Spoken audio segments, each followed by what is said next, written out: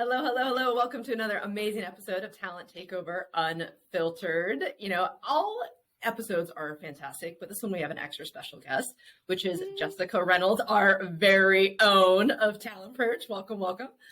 Thank you. So excited to be here. We're so happy to have you, Jess. I'm this is really exciting for me, for you to get to join this. You're such a big part of it behind the scenes. So really excited to put you front and center, and you get to tell us your story. So if you kind of, and don't forget, you of all people know, you're going to hit us with a really good road to boss tip at the end. Yes. So you have to listen to the very end. You have to. Or else. Yep. I hope we're on the social media for this, so I will find you. I'll find you. Don't ever leave me because I'll find you. Well, speaking of don't ever leave me because I'll find you. And don't ever leave me. That segues right into beautifully Jessica's story and telling us, it's really good for our listeners to hear. Jessica specifically transitioned out of an RC role into many hats. There's been many different roles. Her current title, strategic project leader, but this episode is fully applicable to anybody that is looking to transition out of their current role, what steps she took, what steps anybody can take. It doesn't have to be role specific. So would love to just get started, Jess. You can start wherever you want in your career. I'll let you choose how you want the story to flow. Welcome to Talent Takeover Unfiltered. When it comes to working hard and keeping it real, we know our shit. Self-care, happiness, inner peace, and time. I'm Brianna Rooney, and this is Taylor Bradley. Hey, y'all. And we have thrived in chaos and turned it into an art form. So, Taylor, what are we doing here today? We're here to give you a raw, under-the-hood view of all things recruiting and finally give credit where credit is due to a long underrated industry that's full of quote-unquote experts. All right. Well, then let's take this show to the road. I think a little bit of backstory would be interesting since most of the audience does not know me. I am born and raised in Southern California, lived there for like 25 years of my life, and we packed up and moved to Texas. Once we moved out here, my husband had to go back into the corporate world, and I was still working retail, and we were on two different schedules. And I did not like that. We wanted to be able to explore this new state and city that we were in. So I was actively applying anywhere and everywhere for like a receptionist role or any kind of admin office work, just really get my foot in the door. Yeah. I had interviewed for a staffing agency, and they needed an internal, what do they call us? Like an operations coordinator. So I helped with their onboarding, I-9s, W-4s. Anytime you had a new temporary replacement, I was that person's point of contact and ran everything from beginning to end until they ended their assignment, closed that all out. I also helped with my recruiters a little bit there with sourcing. They had like a general inbox that would come in, and we had a team that had a full desk side, and they broke it up by alphabet. So I would go in, look at the resumes, and really what I was supposed to do is just send the resumes over and let the recruiters dig through them. And I'm like, well, if I'm in here, I'm looking, I want to try to learn. So I would send resumes over with my notes of like, I think this person looks really great for this position, or I think they would just be a great candidate for you, or if I was unsure. And so that's a little bit of how I kind of got my recruiting stripes, is just by sending out their resumes with like my thoughts. And then they would come back to me. I had some recruiters not so nice. And then I had some others that were willing to coach me and say, oh, yes, like, let's talk about this and that. So that was really awesome. I was there for a year, and I was driving from, if you know, Texas. I was driving from Frisco, Little Elm area all the way to Addison. And that is about an hour commute, and you have to pay tolls. So I absolutely hated sitting in traffic and paying to sit in traffic. So I said, not going to happen. And I had a friend who knew a friend at an office in Frisco, so about 20 minutes close to my house. And I got to be a sourcer and the front desk person there. So main point of contact for anyone that was walking into the agency, would help greet the candidates, get them set up. But I would also help my recruiters with sourcing. And so I would sit in their Monday morning meetings to go over job orders, see what was going on. And I would ask questions if I was unsure about what something meant. It was a small office, and they were really great about like helping me just learn anything that I can. And so I was there, was completely happy, never thought I would leave. And I got recruited out of there to go work for Capital One. So here comes kind of the bigger companies under my belt.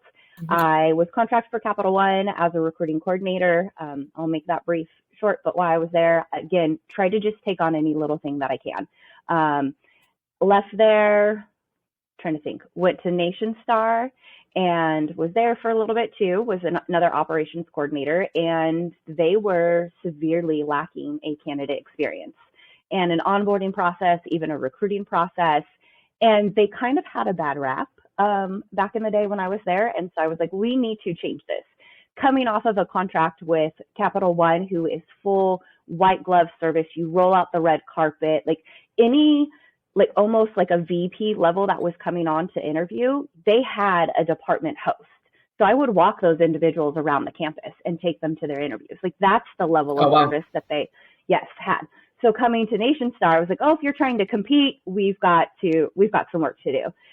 So luckily was given the chance to implement new SLAs for our recruiter times, and even recruiters when they needed to send us information, how long a rec could be sitting on our plate before we scheduled, offer letters, those are huge, and how to list out like the importance, because we had some RCs that had never had any experience. And you absolutely have to know how to prioritize your day. And the number one thing, if you have it on your plate, it's got to be an offer letter. Like that's number one that has to be sent out. Like that's crucial for it. And so just trying to teach the other RCs of just things that I've learned and was like, hey, I've seen this tip. This is kind of how it works. All of this was there. Then went into an agency recruiting. And I did full cycle accounting and finance recruiting. I worked with the manager beforehand, so, I got the job there. And I liked it at first. The money is nice. But the pace, and I felt like I almost had to sell my soul to the devil to be doing some stuff. And I refuse to do that. When you're asking me to check my integrity and you want me to do something that I would not normally do, that's where I have an issue. And I'm very firm in, it's my reputation. I have a high level of integrity in what I expect for myself. So I'm sorry, that's not going to happen. And so we eventually parted ways. And this is where my story with Taylor began. Before I had even parted ways, I was already kind of actively looking, because at that time, Toyota was the big company out here. It was huge when they announced that they were coming to Texas. So I had been looking and was like, it would be really cool to go work for Toyota. It would cut my commute in half. And luckily got a phone call. It was an RPO agency that they worked with, and he did a phone screen with me, passed my information over to Taylor. Jess, can we pause you there for a second before your work romance starts with Taylor? Just because you said some really good nuggets, I want to make sure people understand. But first and foremost, what I heard was that you had to ask a lot of questions. So that is scary in itself. How do you ask questions in a room technically the people are more senior to you, and not feel dumb? It's just all about confidence. Mm-hmm. It's all about how I deliver it. I definitely internalize everything in my head.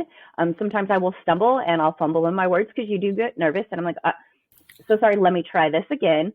And just let them know, am I understanding this correctly? Of like what, if they're saying this, is this what you mean? So it is hard, but it's kind of fake it till you make it kind of thing. That's what I was just about to ask you, if you agree. I mean, like, that's used so much. And I think sometimes people, it's overplayed, but that's so freaking true. Like, it's crazy. We just had, me and Jess just had this conversation yesterday about like all the scenarios in which we've faked it till we could make it specifically together. Like, oh yeah, we could do that. And I was sharing with her, I was like, I just had this moment where I wanted to tell her that how proud I am of her. And I've seen her confidence since we first started working together to today, and how she shows up in meetings and how she's like just an extension of me. Like exactly, I'm like, she just says exactly what I would want a person, like I would say, I'm just so like a mama bear, so proud of her, but I've seen her confidence just, and all the time we've worked together, it's she was already confident. Don't get me wrong, but like the way she shows up now and shows up in front of CEOs, and I'm like a proud mama, I'm like really impressed. So anyways, let you get back into it. But I know. Well, I can't help but like hear these things, like you've done all of these different things, and I can't help be like, how did you get this experience? Who taught you this? It seems like you taught yourself, and you just like kept digging and digging, for answers. And you kind of just wung it, and you grabbed your lady balls and you went, you came to work. Yes. Okay, I'll let you go. Yes. And Google is my best friend for it. There's a lot of times where I've been tasked with projects and it's like, okay, Jess, you've got it. And in my head, I'm like, no, I've never done this before, but I'm going to go look at Google and start there. And that's really how it is, because I came from a background where I graduated high school. I did not finish college. I did some college, then worked into retail and kind of got into that space. So now coming into the corporate world, I had to ask a lot of questions because I was not getting that school of like when you're in there and you're learning about business and they're teaching you those things. I was living real life experience. So I needed to ask those questions because I knew I didn't always want to be an operations coordinator. I knew when I got there, that wasn't going to be my forever position or my forever company. I knew I wanted to be able to grow. I thought I would go the recruiter route. I don't like breaking people's hearts and telling them, sorry, like your assignment's ended or, you just didn't get the job. That's the part that's hard because I do tend to connect with my candidates and want to know, especially if I was going to place them in a permanent position. This is their livelihood. It's a make or break. I want you to be happy and successful there. So yeah, absolutely could not do that.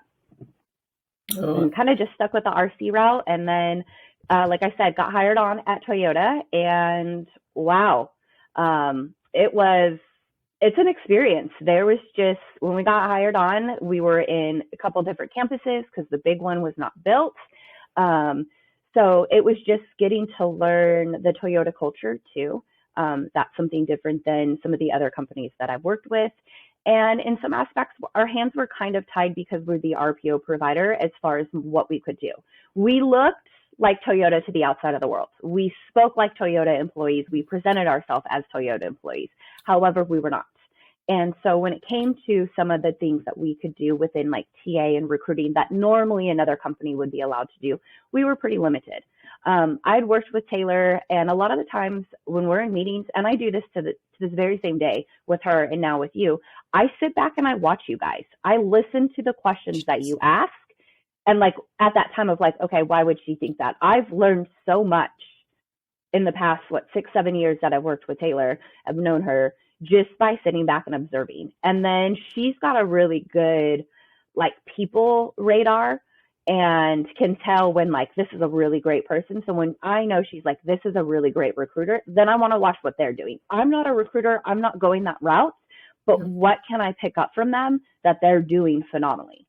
So I've always kind of looked at anybody around that was either doing a great job or maybe not such a great job, but trying to learn like what their struggles were and pick up something. And especially someone was struggling, and it was like, let me show you and try to help you a different way. You don't have to do it my way, but I think this might help solve your issue a little bit. But I'm very observant. And so I just kind of sit back and, okay, so this is how they've approached that situation. All right, mental note, if that happens, then this is what I'm going to do next time. Yeah, you seem like a sponge, and that's what's so important. Yes. And that I hate to always bring in office versus remote, but that is what I miss in office, because that's how I learn. And like, we're all in this pit together and learning from each other. So, like what kind of advice can you give someone, because you've worked remotely for a long time, on how can you still be a sponge remotely and grow? So you've got, in most companies are probably going to have an all hands meeting. So that's when they're going to talk about different things that are going on in the company. A great way for you to hear maybe a different opportunity. Sometimes they might need help with marketing, and our last company would open it up and say, oh, if anyone has some marketing experience, would you like to step up? Perfect example for you to raise your hand. Even if you're just unsure, that's a great way for you to test the waters and see, is marketing for you? Or maybe it's not, but it could be another notch on your belt while you still kind of stay in your lane and you're looking for it. Also being remote, you still have to have those meetings, and we use Slack. So get in the huddles, have those conversations with people, and just hear what's going on in those conversations. And you'll be able to pick up pieces and be like, oh, I heard this. I would love to help with this. or, just things like that. Or I don't know if this is going to be true or if this is going to happen anytime soon, but I'd love to throw my name in the ring for that when that approaches. I am so excited to announce that we are just weeks away from launching my program to make you the next millionaire recruiter. In this 4-month program, you will have access to exclusive training for full cycle recruiting, as well as full cycle tech recruiting. Weekly group coaching and one-on-one coaching calls to give you personalized support and guidance.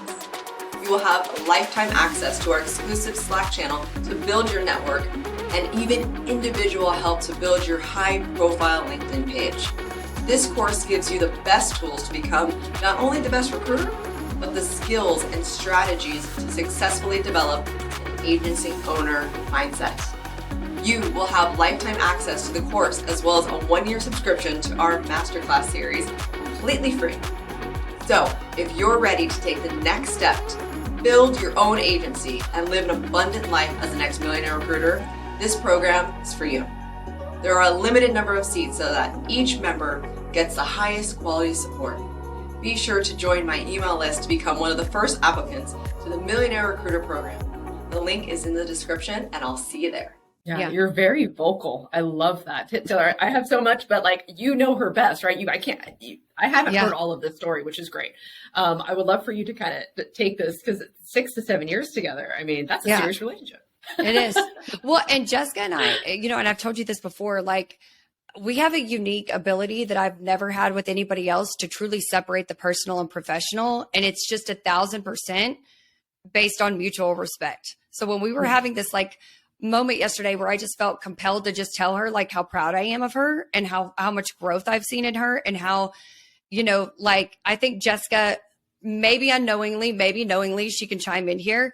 I think she saw in me to align herself with a mentor, manager, whatever I may be to her, that seeks out opportunities for their employees to grow. When you're good, I'm come here, and I will take you as far as you want to go, wherever you want to go. And I've done that with several other different people. Jess has just been with me in the longest. And these other people, they listen, and I know that they're going to know I'm talking about them. But if you're good and you work your ass off and you deliver, I mean, Jessica and I have never had an argument and never had any kind of confrontation in work. And we've given each other feedback both ways, but it's just mutual respect. But I always feel like she, again, knowingly or unknowingly, she saw that I'm the type of manager that will, to align with me, I will seek out opportunities for my people, because that's how I get I was going to say something real inappropriate, even though we're unfiltered. So I'm not going to say that, but whoa, it must be really bad. Yeah,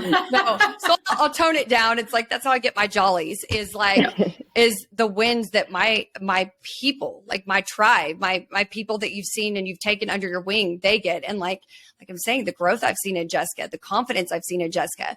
Jessica didn't always want to show up to meetings and talk to CEOs and run that by herself. But I think the other thing that I've done, specifically with Jessica, is I trust her so much that I've got her to a place where she trusts herself now. There were moments where she didn't trust herself, but I trusted her enough to do it. I'm you got this, you got to do it. And it's over time built up this confidence that is just groundbreaking. I was reading that book again, keep reading The Bet on Yourself. And so much of it is aligning yourself with people that seek out their opportunities and truly want to see other people win. And I think Jessica, again, you can speak to if that was a strategy or just luck, but Jessica knows I want to see her win, whatever that may be, whether it's staying with me to do whatever I do, or it's go off and do her own thing. But I also have tested her boundaries and her comfort levels and pushed her. And I think she's probably, I don't know, maybe grateful for it. Maybe was fun to you at the moment, but I know she's built up this confidence because she had this level of trust in me that sometimes she didn't even feel in herself, Yep.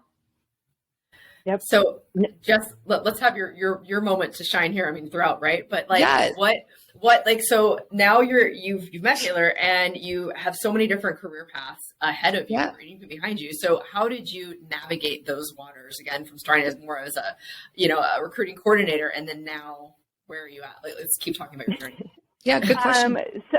So like I said, Toyota, we were kind of a little tied. But at review time, Taylor had sat down, went over everything, and she was like, what do you want to do? And I had just said, well, there's not much that I feel like I can do within our space. But I would love to take on any additional projects. We were starting like pre-screening questions. There was talk of maybe possibly helping in an HR aspect if she could, but she was very limited and very honest with me. But even was like, we will try, like, let's try to get you a team lead title. I want that for you. I think that's what you need. May not come with a pay raise, but was like brutally honest with me, and not in a really bad way, but just honest of like, these are the things I would love to be able to give you, but we can only do so much with it. And I said, great, let's just go with it. I will take the little bit that I can get. And Taylor is truly the first manager that's never let me down with anything, without a project, like personal, like nothing like that. Her word is her word. What she says she's going to do. For it. So it's one of those things. It's huge. Yeah. And the fact that it's very unique with us too, how she said we've had some intense personal conversations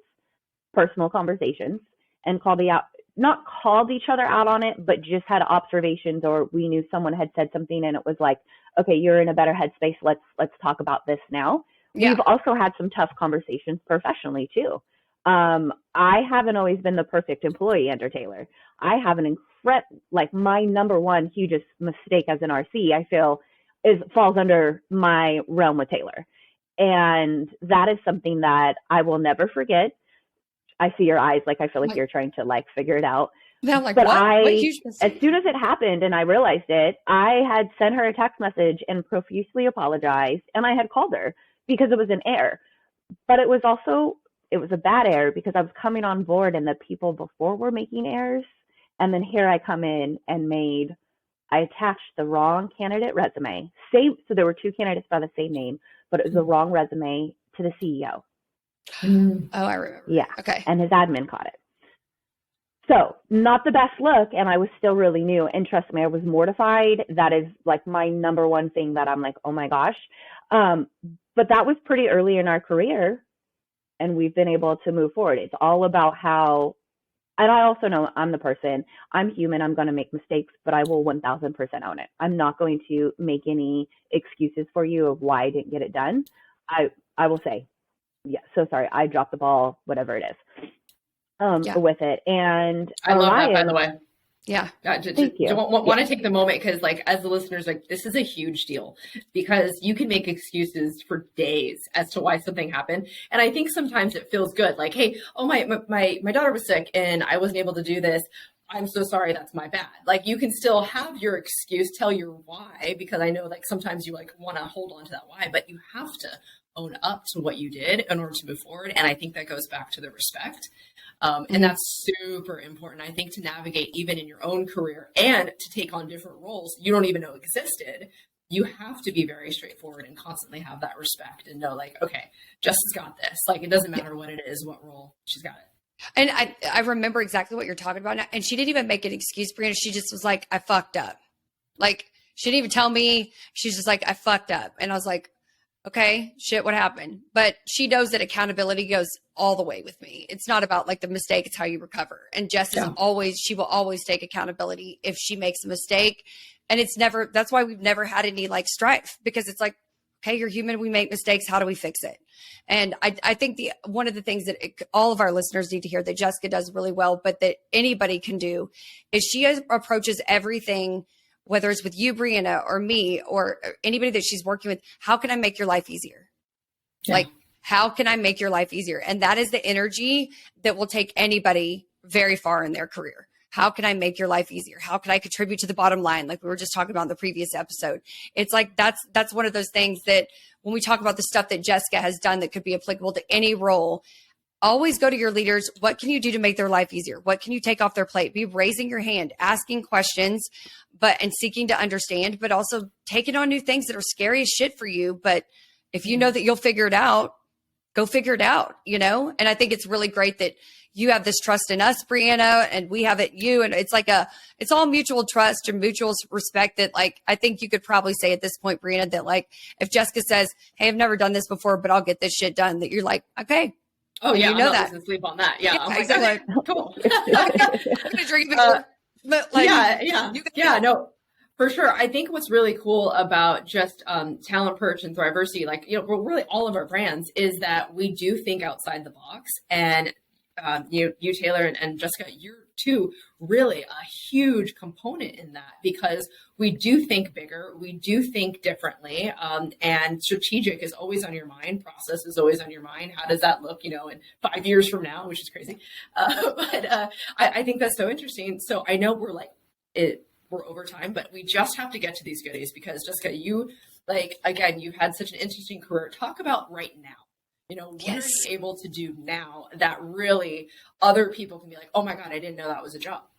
Okay. Yeah. So right now I am so far removed from being a recruiting coordinator, and I absolutely love the many hats that I wear. So thank you both, ladies.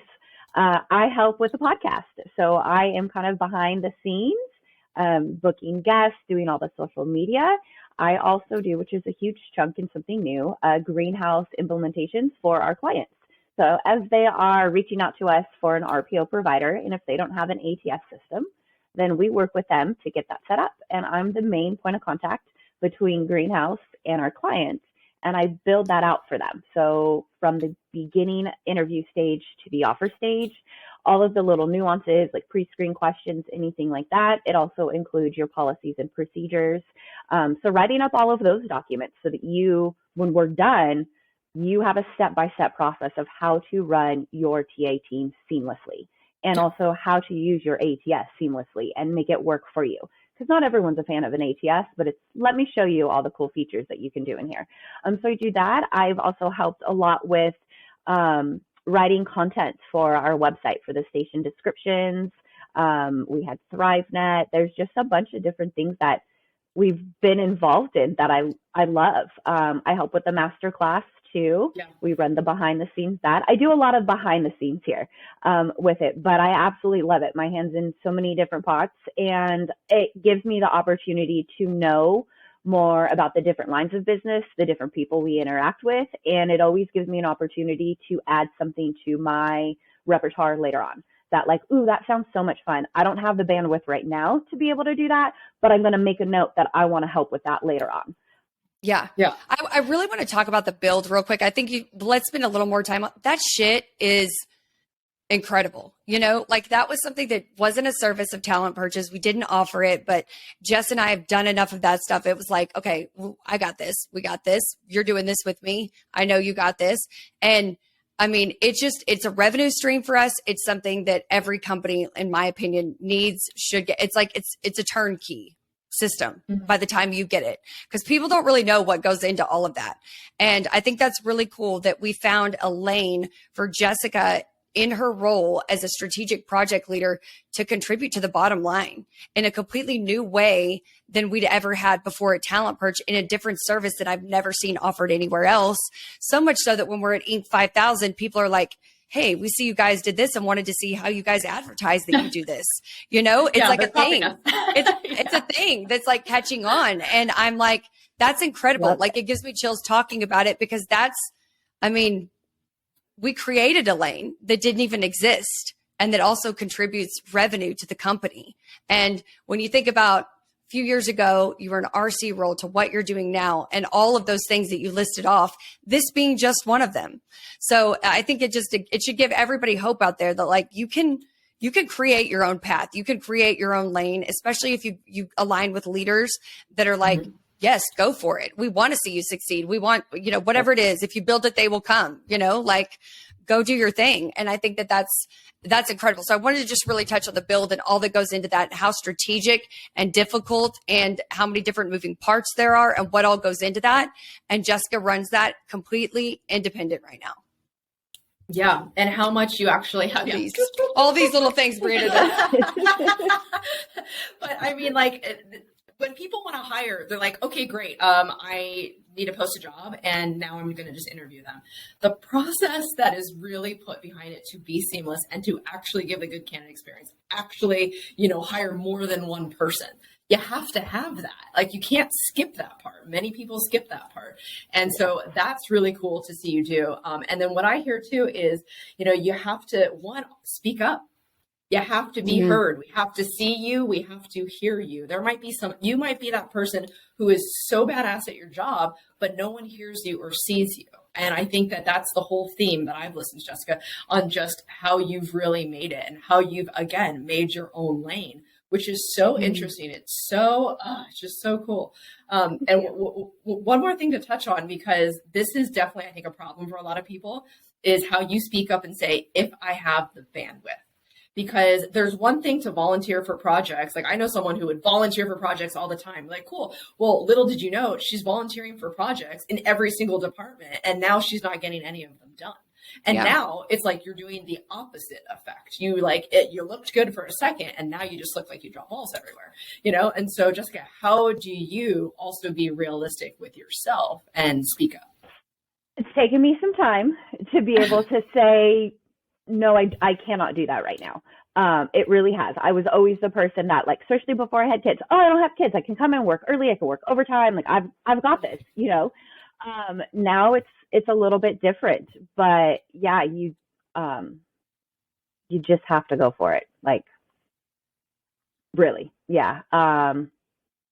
But do you have a system? I mean, like, do you have like a list of all of your projects you're supposed to be done and like when the deadlines are, so you can be like, can I pencil this in or can I not pencil this in? So I have it written down and mental notes in here, and I have folders too with it. But I know, especially at this point in with Cognito, or hopefully couldn't say that, okay. with our bills. No, it's okay. You're good. It's a client. With our clients. And what we've got going on, I've just learned to say, okay, I need to be able to push back a little bit. Because if I look at my calendar, and I've started blocking off times to have working focus times, because it started to be too many projects at once.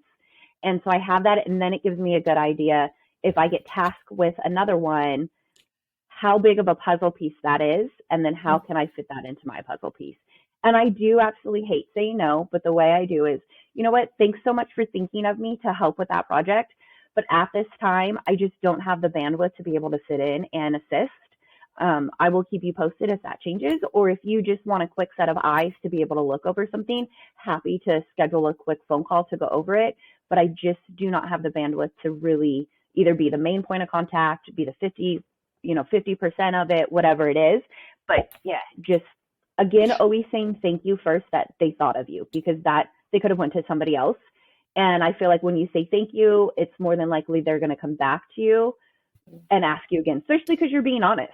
Yeah. Well, I was going to add to, like, I think the growth I've talked about seeing in Jessica's confidence, but I think it's totally a confidence thing too, that like she doesn't feel like she has to say yes to everything, because she doesn't want to do exactly what you talked about, Brianna, with the person that took on too many things and then dropped balls. It's like being realistic with yourself and the confidence to say no, and know that your job is not in jeopardy just because you say no and you don't have the bandwidth. It's a confident, like, I'm so confident in the work and what I contribute here that I know that if I say no or don't say yes to every project, I'm not going to lose my job, or it's not going to be a poor reflection on me. It's just, I think I've seen her confidence just come miles in all these years, and to where she is now. I think it probably feels empowering, and it's definitely a confidence thing for her to be like, I know I bring value to this organization. I know what I deliver on. And I know, that's not realistic for me to be able to do that and this and do it effectively. And I think that's like a confidence thing that I've seen in her.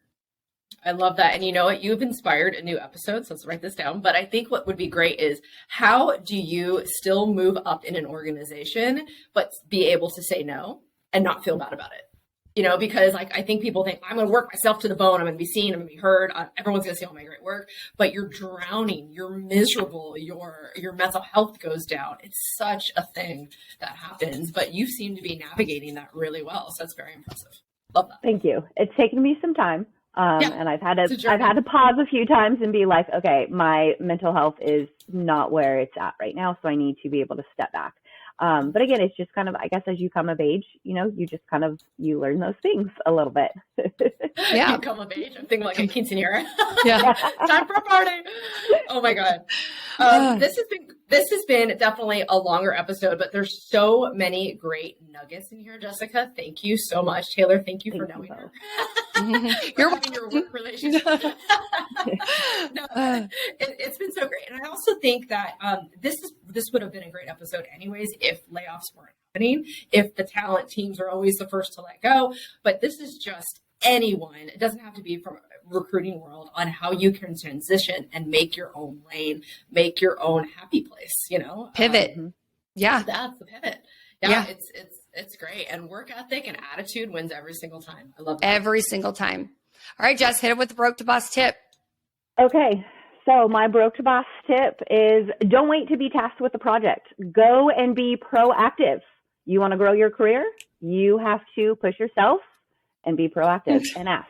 You may not get a yes, but you asked, and now they know that you're interested. So maybe next time you might get, instead of getting a no, you might get a yes. Yeah, get tagged in. Love Don't that. stop Never asking. hurts to ask. Don't stop asking. I love it. Love that. Woo! Well, this is super thank you, fun. guys. I could go all day. I know. This was really, really fun. Yeah. So Jess, thanks so much for coming on, and thank you to all our listeners, and make sure you guys subscribe, leave reviews, all that good stuff that we talk about. We'd love to hear from y'all. Reach out to Jessica if you'd like to hear more about her story. Yeah. Yeah. Love it. Yeah. All right. Well, we'll see you next Tuesday. Thanks, y'all. Bye, guys. Bye. Bye.